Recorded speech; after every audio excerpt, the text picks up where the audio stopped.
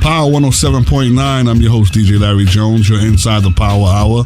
Now, today I want to talk about something that most people don't tend to talk about, and that's mental health. And I have someone on the line who's going to help me shed some light on this because, you know, it's real serious. So I have Miss Fonda Bryant on the phone. Fonda, how are you? I am doing well. How are you doing? And thank you for having me. Oh, thank you for calling. And, you know, it's a pleasure having you on because, you know, this is something I've been wanting to talk about for the longest. And well, it definitely needs to be discussed. And I know it means a lot to you in more ways than one. Yes, it does. Not only am I a mental health advocate and been one for 22 years, I'm also a Black woman who deals with anxiety and was diagnosed with depression over 22 years ago after I almost took my own life. Wow. Wow. Mm-hmm. Now, I mean, I know you may not want to talk about this, but can you take me back to the day that happened? First of all, hold on. Let me rewind for a minute. I want people to know who your dad is. I do. My father was the late R&B singer Johnny Taylor, who made Cheaper to Keeper, Disco Lady, which happened to be the first ever platinum record certified by the RIAA, and he was my father. He's a legend. He's a legend. Now, definitely. How old were you, before you get into your story, how old were you when your dad passed away? I was exactly 40 years old. He died in May 31st, 2000. Okay. So I was 40. I was turning 40. Okay. So the reason I asked that was because I thought that that's what triggered your mental illness, but that wasn't. No. The thing is, most mental health issues, mental health conditions are hereditary. I had no idea that depression ran in my family on my mom's side. On my father's side, that's still something I probably will never know.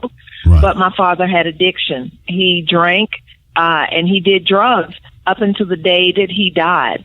So even though it was reported that he had a massive heart attack, that was brought on by years of cocaine and alcohol use. So he had something. I don't know if it was depression, anxiety, bipolar, but he dealt with something that caused him to self-medicate, because a lot of people don't realize that mental health and addiction go hand in hand. Yeah, absolutely. Absolutely. So how did you know? When did you know that you were suffering from that? I don't know when the aha moment happened, but I will take you back to that day, which was February 14th, and February 14th is Valentine's Day. Exactly. February 14th, 1995, on a Tuesday. I was working at Carolina's Medical Center as a pharmacist tech and had been there 5 years. I don't know when the depression started manifesting itself. Excuse me, but I just started getting to the point where I didn't want to live anymore. I was like fighting something that I couldn't see, and it was hard for me to make it through a whole day. I was extremely tired. I didn't want to eat. All I wanted to do was go to sleep. Now, mind you, I had a son that was in the sixth grade at the time. He was 12 years old, and I was fighting to hang on for him, and I was barely taking care. You know, I was taking care of him, making sure he got his homework, feeding him. But as soon as I got into bed, all I wanted to do was go to sleep. And some days I would even go to sleep with my clothes on, including my trench coat. Wow. That's just how tired I was, and it just kept getting worse and worse for probably over 2 weeks maybe. And then people in the pharmacy where I was working at Carolina's Medical Center started noticing, and they would ask me, Fonda, what's wrong? Because I'm very outgoing, you know, talkative, and I just started getting real quiet, withdrawn, isolating, and they just kept asking me, and I couldn't answer because I didn't know. So finally, my assistant director of pharmacy sent me across the street to the EAP, which is the Employee Assistance Program, And the therapist asked me, what did I do? And I said, hey, I just started school. I'm working here full time, and I got a son. And they're like, man, you burning the candle at both ends. Gave me some time off and told me I had to go to a mental health facility. Now, being black and the way I was raised, going to a mental health facility, coming out of their mouth, they may as well have told me to stand in front of a firing squad. Right. Because the way I was raised with mental health was, number one, we don't talk about it. That's a white person thing. We're strong. We don't need mental health. We just need to pray. Right. And to just be stronger. So, and then my mom used to always tell me, you're a pretty girl. If you go to a mental health facility, you'll be raped. So I was terrified. She told me that. So when they told me that, my anxiety just went through the roof. So I was like, man, I got to go out there. So I went. It was a place called Cedar Springs, and it was in Pineville. And I went out there, and this was outpatient. This wasn't even inpatient. First time in a psychiatric hospital. I went out there, and when I went in that door, and that door closed and locked behind me, I was terrified because I was like, oh, my God, they're going to keep me here. They're going to put me in a straitjacket. Yeah. You know, all the Didn't know what to expect. Right. Didn't know what to expect because when you watch movies about mental health, what do? They have us in straitjackets. Yeah, in a padded room. In a padded room, they have us walking around where we don't even know who we are. Our hair standing all over our head. Yeah. So I was terrified. So when I went in there for outpatient, it was nothing like I expected. You know, I met with a therapist, I think I met with a therapist and talked to them. And I went a couple of times. And I think the psychiatrist prescribed me some medication, but no, they didn't prescribe me medication at the time. So at the time, nothing changed. So, fast forward to February 14th, 1995, I decided I had it. I decided, you know what? I'm tired of fighting because when I look in the mirror, even though I was going to school, I was working, my son and I had our own place, I was taking care of him. When you look in the mirror and you're dealing with depression, it tells you you're a loser. Nobody cares. If you die, your son will be better off with other people. Nobody cares if you die. And pretty soon, your brain is so powerful, you believe it. You believe it. So I was like, you know something? It's the depression's going to win. So I just happened to reach out to my Aunt Kelly. Her name is Spanky, and I'm Tweety, but we go by, our name. And she and I grew up together, and we're 3 years apart, and she's like my sister. And I called her, and I told her, I said, hey, you can have my shoes. Now, this was long before I realized what the warning signs of suicide were, but that is one of the signs when you give away your shoe, when you give away things. Right. That's one of the signs. So had no idea my aunt was going to have me involuntarily committed. So the day went on, and see, when you have those minutes where you're hell-bent on suicide, and this is what I tell people, too. You always hear people say, when somebody dies by suicide, I can't believe that they did that because they were so happy. Yeah, they were smiling. Yeah. See, this is the thing people need to really listen to what I'm saying, is because a lot of times, once a person makes up their mind to die by suicide, they're at peace with themselves. And they snap back into the person that they were because they've made peace. They've made a decision that they're not going to be in pain anymore. And I will also say this. I didn't want to die on February 14th, 1995. I just wanted that pain to go away. Right. We don't want to die. It's not selfish. It's not selfish. It's not being weak. You have no idea when you have a mental health condition, the pain that you endure.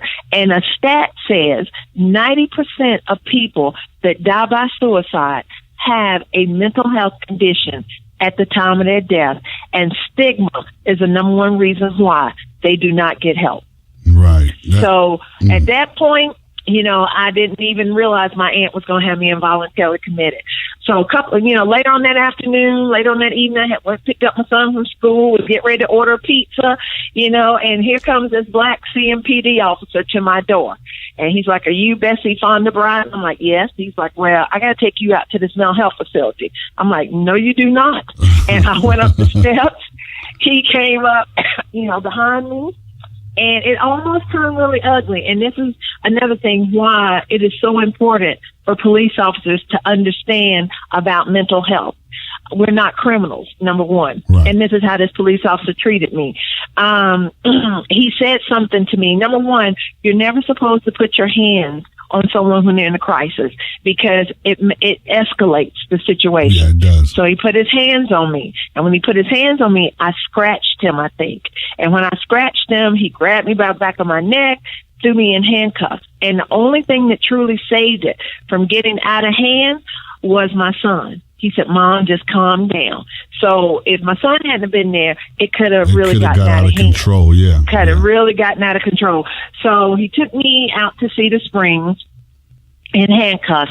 And I just kept saying to myself, what did I do? What did I do? Because I'd never been in the back of a police car, don't smoke, drink, never done drugs. So I was taken out there, stayed there a week, got some help. And it was nothing like I thought. I had my own room. Of course, there were nothing there with glass. They take your shoestrings. Right. You have to eat with plastic utensils. But as far as the being put in a padded room, being in a straitjacket, right. It was none of that. It was none of that. Now, how was the medication? The medication that they give you, did it make you feel loopy or make you feel a little worse? Well, for me, they didn't give me the medication while I was in at Cedar Springs. I actually started taking medication when I got out.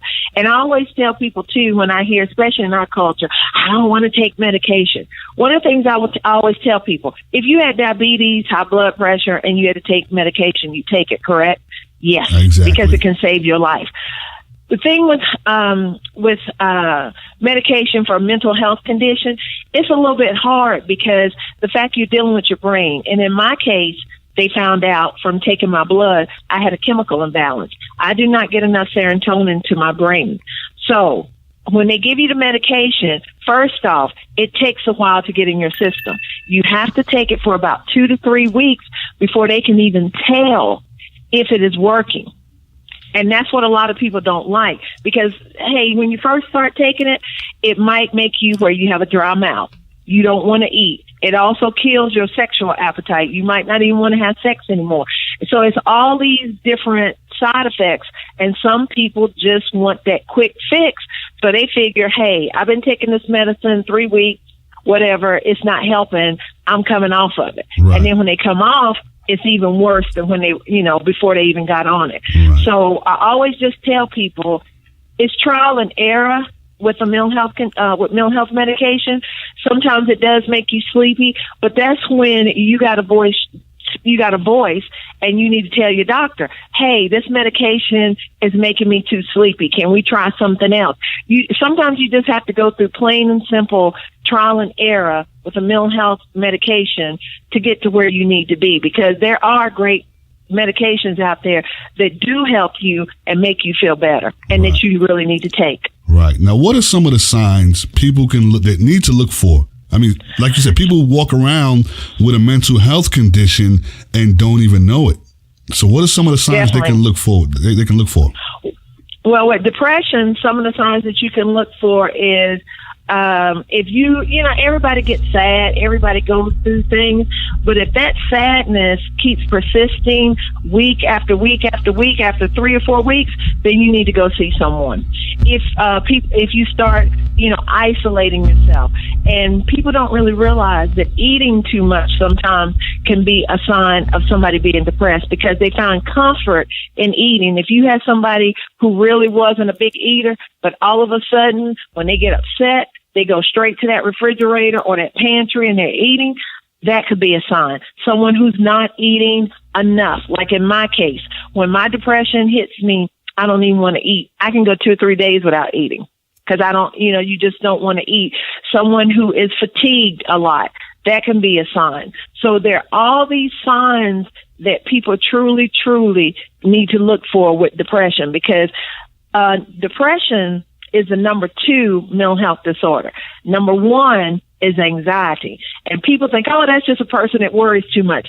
Anxiety is no joke as well. Right. And that is, and anxiety and depression usually go hand in hand. October 10th is World Mental Health Day. And I put up the stats for worldwide, for how many people worldwide have depression and anxiety. We are now up to 300 million people worldwide who suffer from depression, and 260 million people suffer from anxiety. Wow.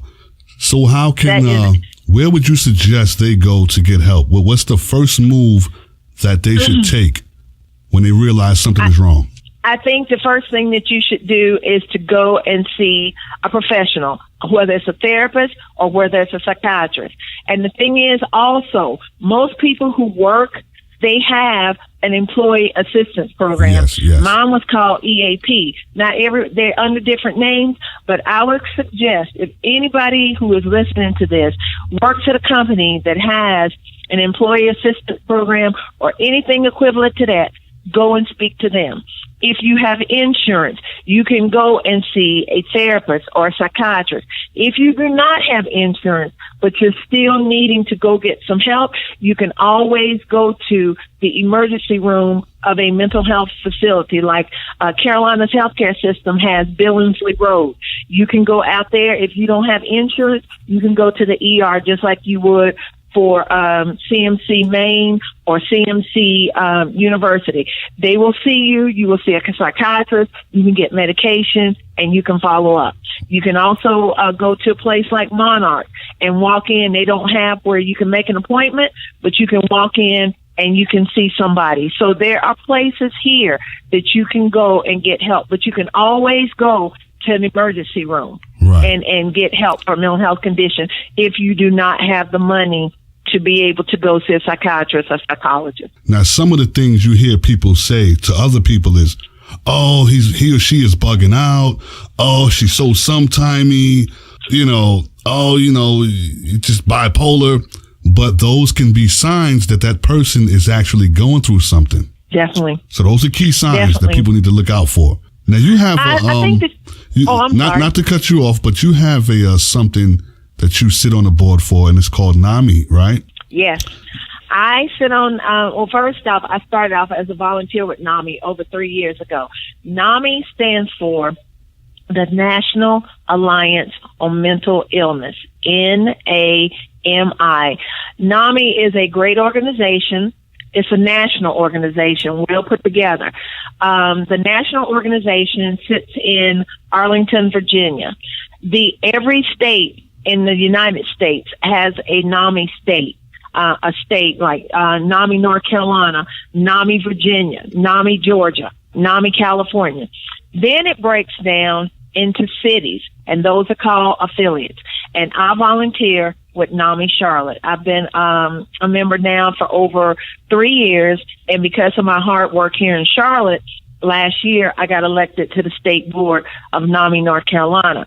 And the mission of NAMI is to help those and individuals and their families who have a mental health condition. We have everything we do is free. We have free support groups. We have free classes where you can come in. Like we have one called Family to Family. It's a 12-week free class. You can come in. You will learn about all the mental health disorders. You will learn also not only about the mental health disorders, but how to take care of yourself as a caregiver. Because a lot of times you meet people who have, young children who are going through mental health conditions, but you also got to realize there are people who have children that are in their 30s, 40s, and 50s that live at home with them because of their mental health disorder. So we teach people about bipolar, schizophrenia, depression, anxiety, and we teach them, break it down, but we also teach people too how to take care of themselves and how also, which is very important, how to help someone without enabling them. Because sometimes people enable people. So it's a great organization. I run the NAMI Facebook page and the Twitter page, but you can, no matter where you are in any state, you can find NAMI and they will help you. And one other thing about NAMI, they also have a signature program called CIT. And CIT stands for Crisis Intervention Team. They train police officers across the country in mental health and addiction. It's a 40-hour class. Police officers meet people who have mental health conditions. They go to mental health organizations. They go through simulations and situations and learn more and more about mental health. And at the end of the 40-hour course, they're given a pen that says CIT. And the great thing is that, we've had people who have been killed by police who have mental health problems. Right. So this is a program that is from one end of the country to the other. And eventually every single police officer will be trained in CIT, excuse me, and so will first responders, including fire and medic. So right now here in Charlotte, I could pick up the phone and say, I am in a mental health crisis. Would you please send a CIT officer, not a regular police officer, but a CIT officer? And a CIT officer will be dispatched, and they are really good at de-escalating someone who might be in a crisis or might be going through addiction. And that's something I'm really proud that Nami does, and they take great pride in it as well. Now, for someone who may be listening to this and want to reach out to you, how could they do that? Well, they can definitely go on my Facebook page. I'm on Facebook. It's Fonda Bryant. They can also go to the Nami Charlotte page. I run that. They can always reach out to me there. And those are the two ways, the best ways to get in touch with me, because social media is just a great way to get in touch with people. So they're free to reach out to me anytime, because one thing about me, I know what it's like to go through a mental health condition. I know what it's like to suffer in silence. And right. When somebody reaches out to me, I help them, because there are resources.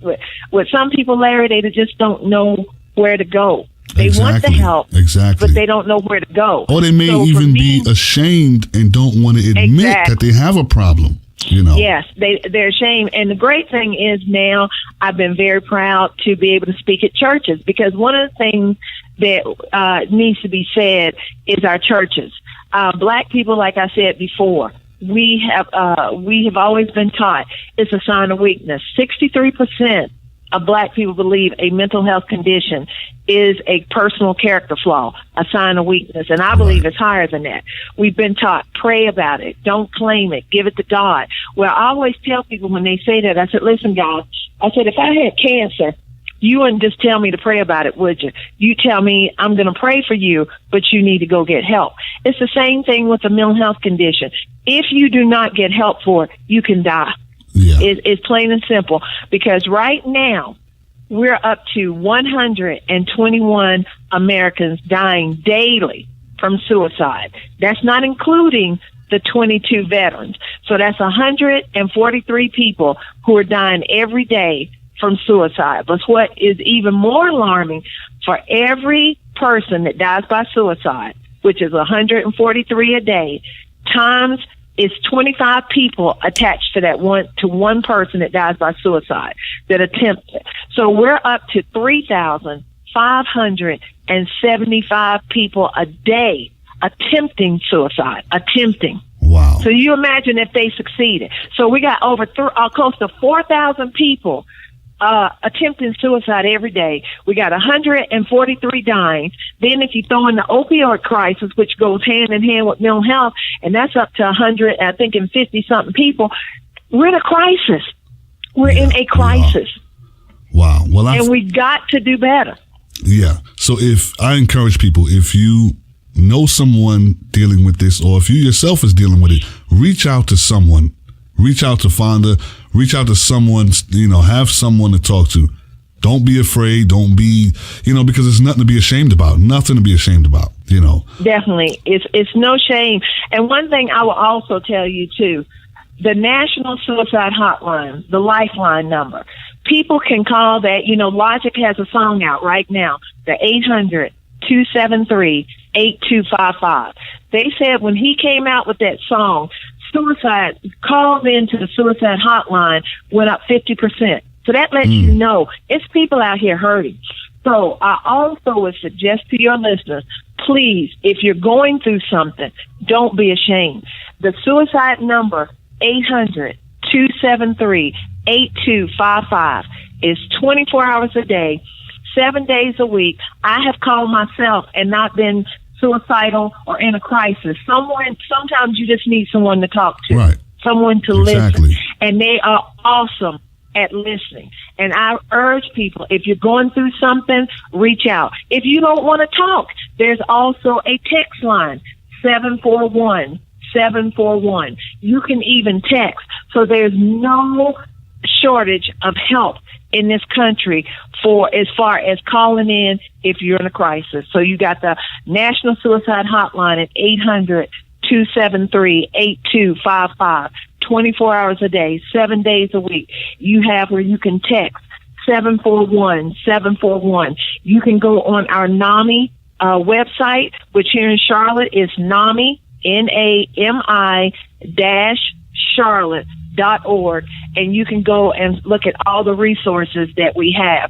Or you can just type in NAMI.org and go to wherever you are, what city, what state, and find the resources in your area. But there is help out there. So I urge people to get the help that they need, because you can recover. You can recover. Absolutely. Fonda, I thank you so much for calling and sharing that with us, because people really Thank need you to for know. having me. I truly, truly appreciate it. And let's hope we can keep the conversation going. Absolutely. Thank you so much. Thank you.